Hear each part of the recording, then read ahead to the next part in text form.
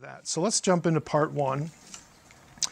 Sin of the Watchers in its original context. Again, this is first Enoch material. I'm not going to quote Genesis 6 because you all know that.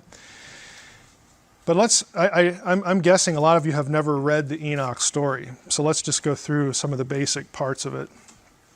When the sons of men had multiplied, and in those days beautiful and comely daughters were born to them, and the watchers, the sons of heaven, saw them and desired them. They said to one another, "Come, let us choose for ourselves wives from the daughters of men, and let us beget for ourselves children."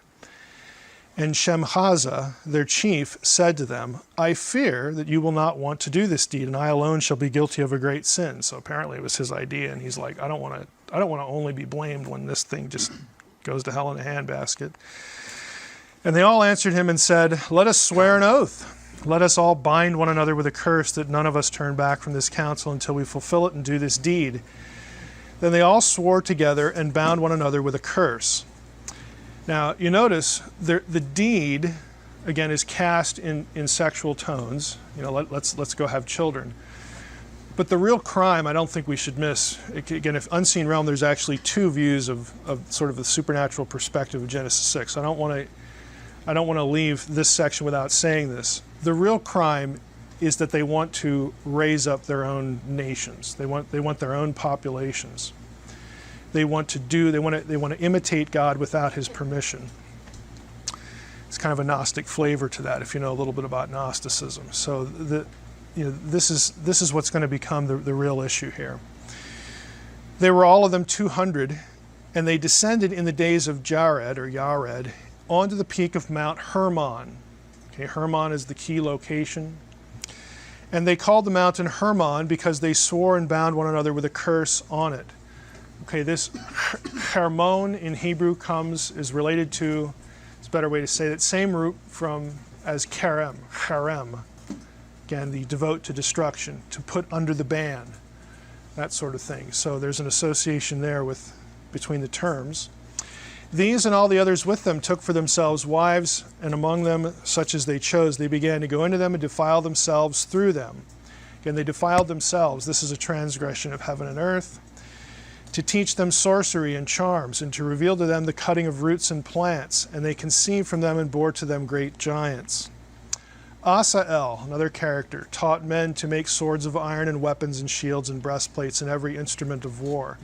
He showed them metals of the earth, how they should work gold to fashion it suitably, and concerning silver to fashion it for bracelets and ornaments for women.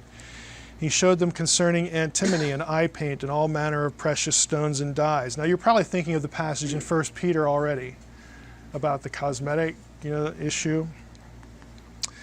And there was much godlessness upon the earth, and they made their ways desolate. Shemhaza taught spells and the cutting of roots. And then you get a list of which watcher taught what to people. You get this whole list. You get signs of shooting stars, signs of the earth, signs of the sun, signs of the moon.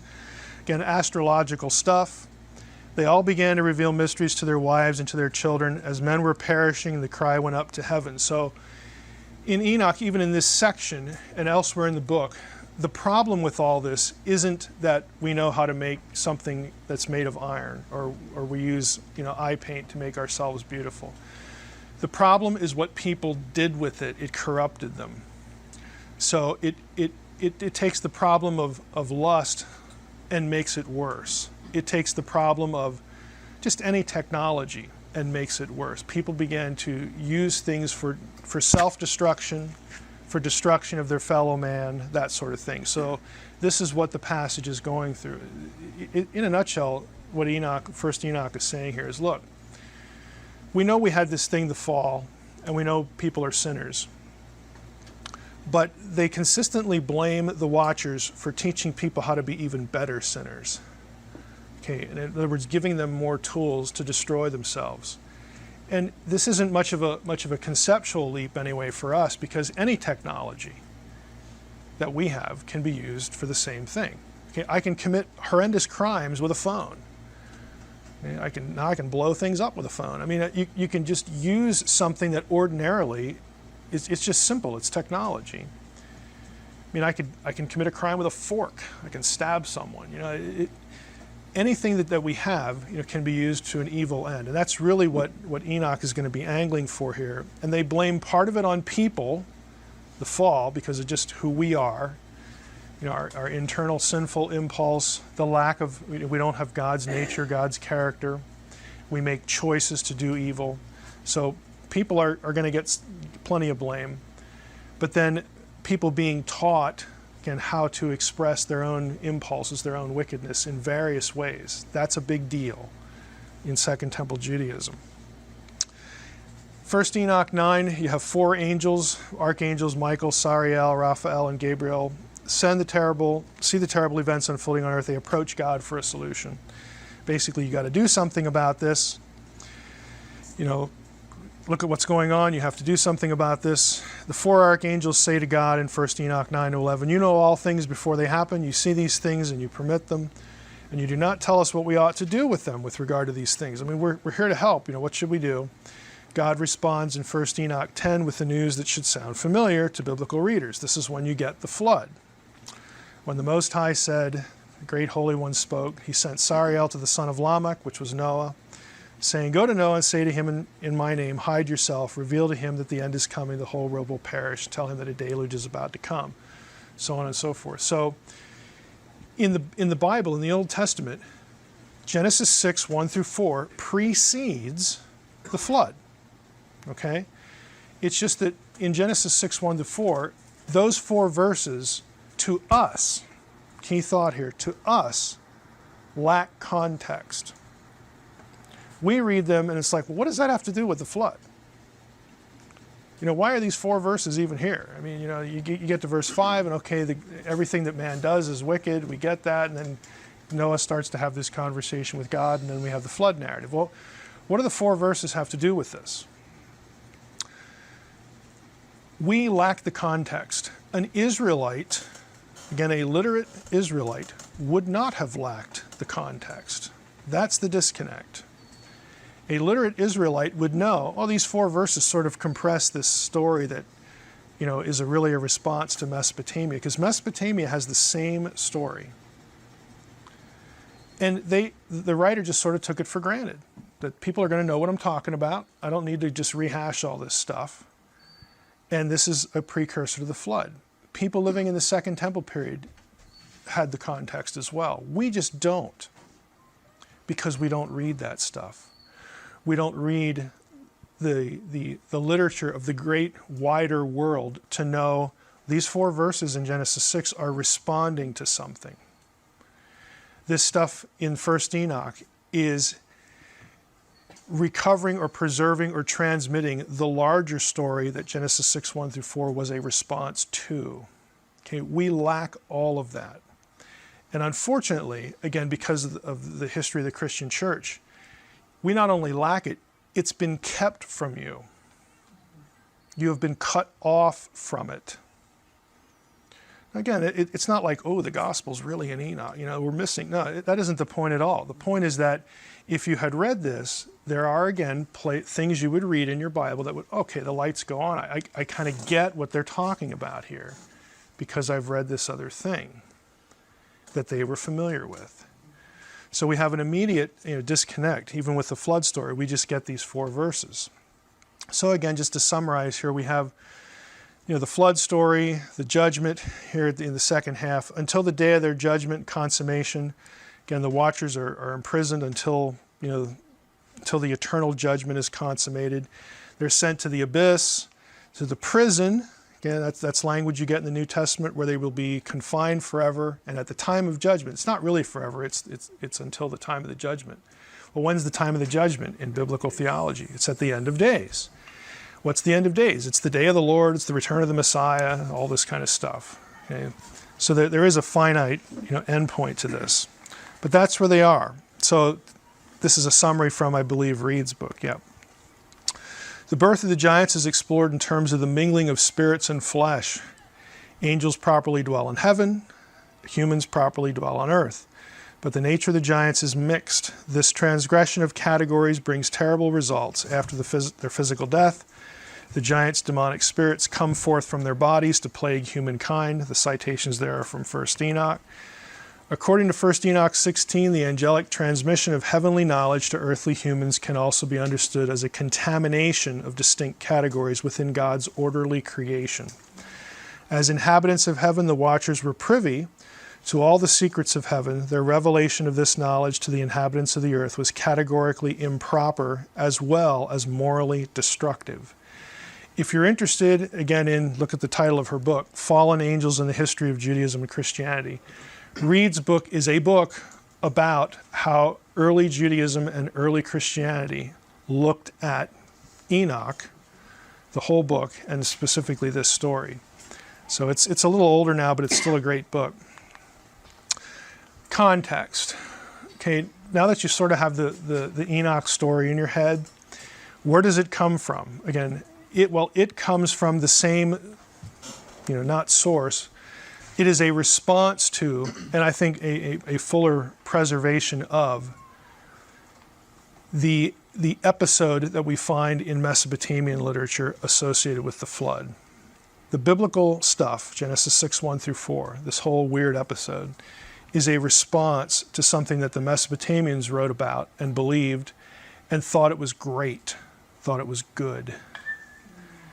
The Israelites thought it was wicked and evil. So there's an opposition there. And so Genesis 6:1 through 4 is in the Bible to tell the Israelites that these events that preceded the flood were not good. They were evil. And it's going to ripple out into biblical history in all sorts of ways to sort of make that case. The story centers on the Apkallu. The Apkallu are the culture heroes from before the flood. The phrase culture heroes refers to the great civilizers. So, Thomas Edison would be a culture hero for us because, he harnessed the power of electricity to give us lights, okay? People, figures who do something really important to civilize life. Okay, that's what a culture hero is. In Mesopotamian thinking, the Apkallu are the great culture heroes from before the flood in the service of Ea. Ea was the god of wisdom. A variety of wisdom traditions from the antediluvian, the pre-flood period, were supposedly passed on by the Apkallu. There were 7 of them in one particular story. The 7 sages were created in the river. The Akkadian for that term is in the abyss. So right away you're getting a little creepy thought here. Okay, they're from like the underworld place. But the Mesopotamians thought they were great guys. Okay, they're wonderful. The 7 sages were created in the river, the abyss, and served as, quote, those who ensured the correct functioning of the plans of heaven and earth. They were really smart. Following the example of Ea, they taught mankind wisdom, social forms, and craftsmanship.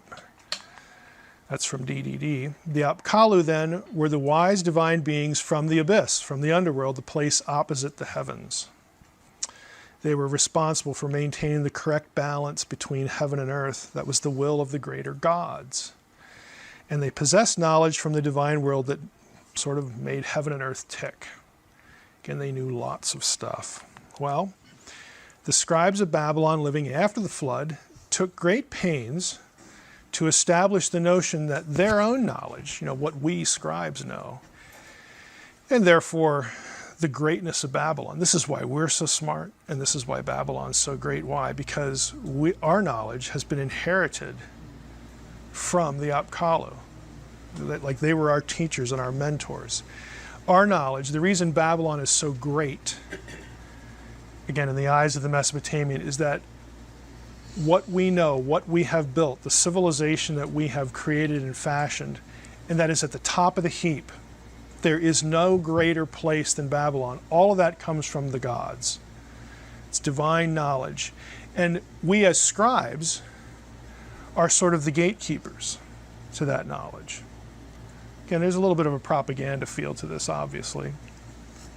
But this is the explanation for why people should listen to them and why Babylon is so great and so awesome. Now the question, though, that surfaces is, well, these guys were from before the flood, so how did you guys inherit this knowledge? Because the Mesopotamians had the same flood story, again, the great flood. So here's how they argue it. The Mesopotamian text, again, this is very distilled. They got a whole chapter of citations on this. Mesopotamian material lists 7 pre-flood kings. There's a particular text that actually gives you a king list, kind of like the stuff you see in the Bible where so-and-so king reigned X number of years and all that kind of stuff. Well, there's a particular text that lists the king, and then next to the king's name is the name of the Apkallu who helped him be king, helped him, have the civilization flourish, okay? Gave him the knowledge he needed to run, Babylon, okay? So there's 7 of these guys before the flood. They are assisted by a specific Apkallu. Then after the flood, the text has 4 Apkallu, and they are described this way. They are of human descent. The pre-flood Apkallu are consistently described as being gods, divine beings. But after the flood, no, they're of human descent, and they are only 2/3 Apkallu. The 4th one is actually given a number. He's mixed, he's a hybrid, whatever term you want to use there. It's the same description, although in the text it's not the same person. It's the same description given to Gilgamesh, who is also referred to as Lord of the Apkallu in something called a cylinder seal. Gilgamesh was an Apkallu.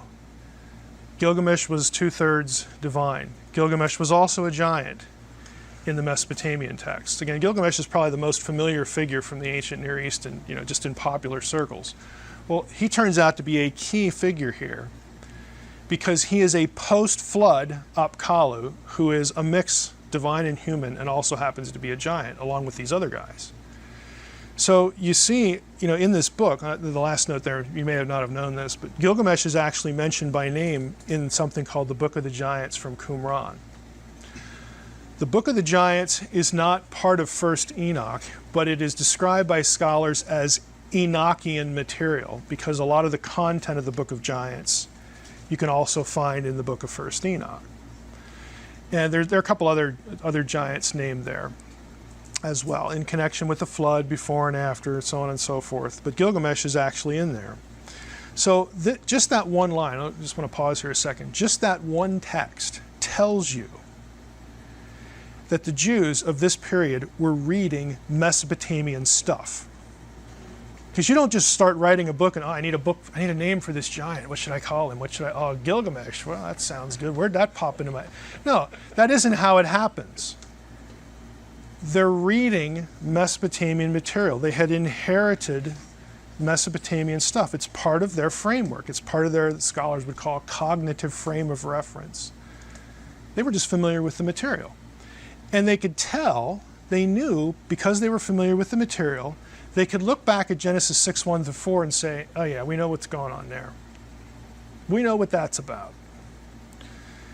And again, they write about what that's about in books like the Book of the Giants, books like First Enoch.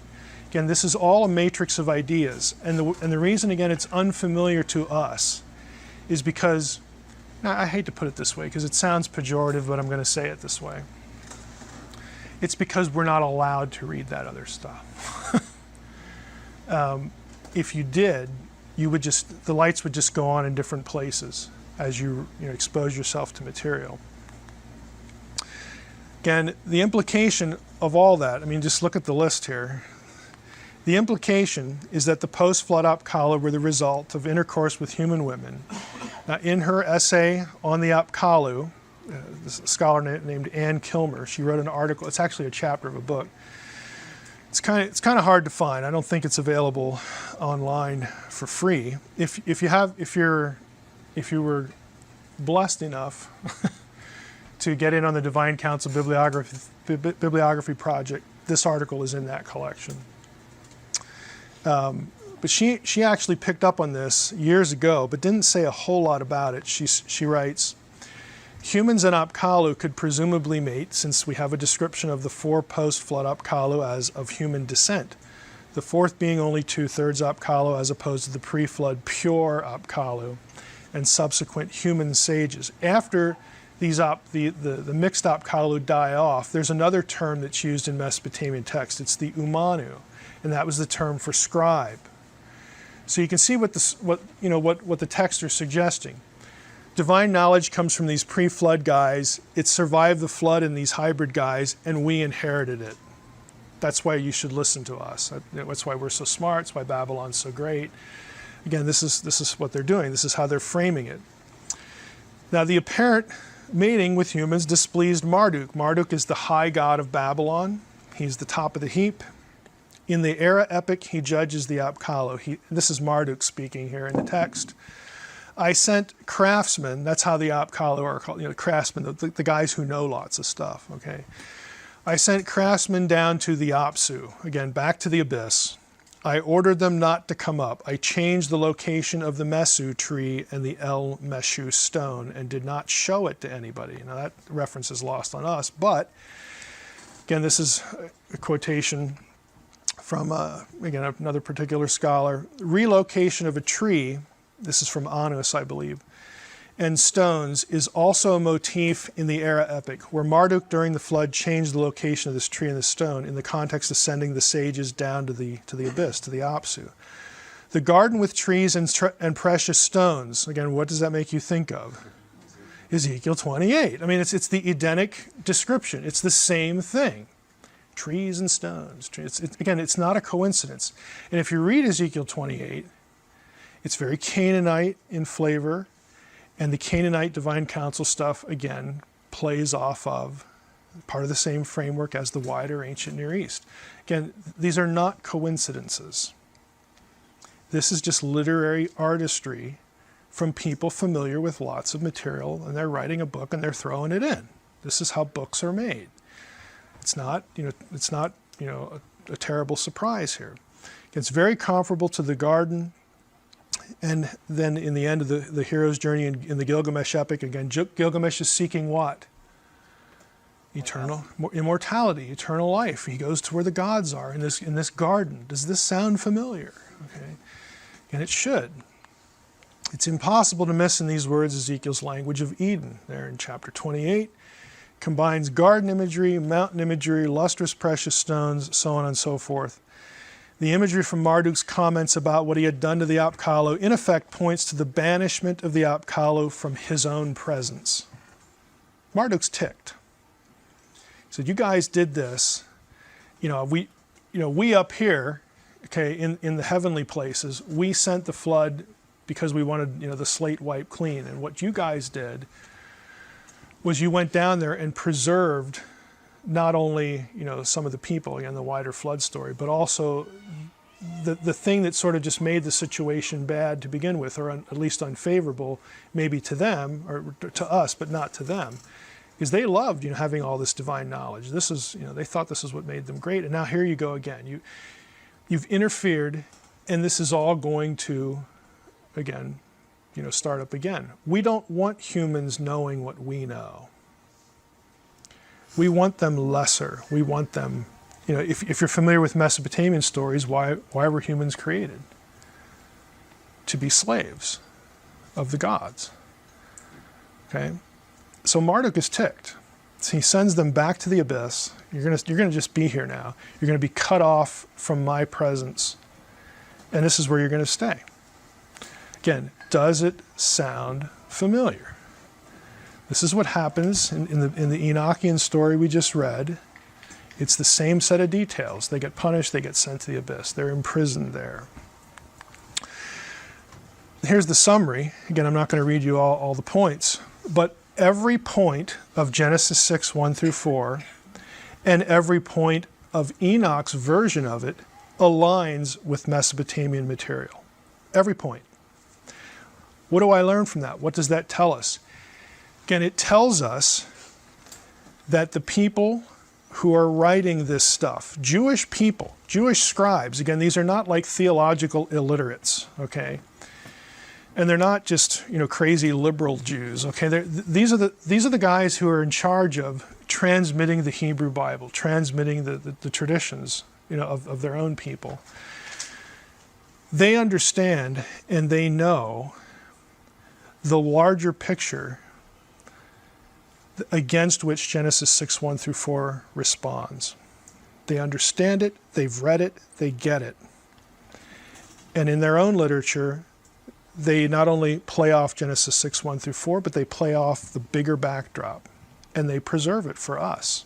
And the point of my book is to say, well, that isn't all that happens, because since from the Second Temple period, we get guys like Matthew, we get guys like Mark, we get guys like John, we get guys like Peter.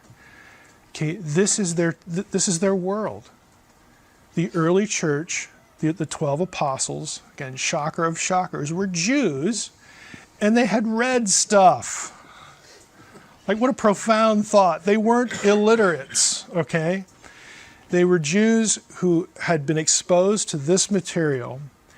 And again, they're providentially chosen, they're providentially prepared to produce the books that we now call the New Testament.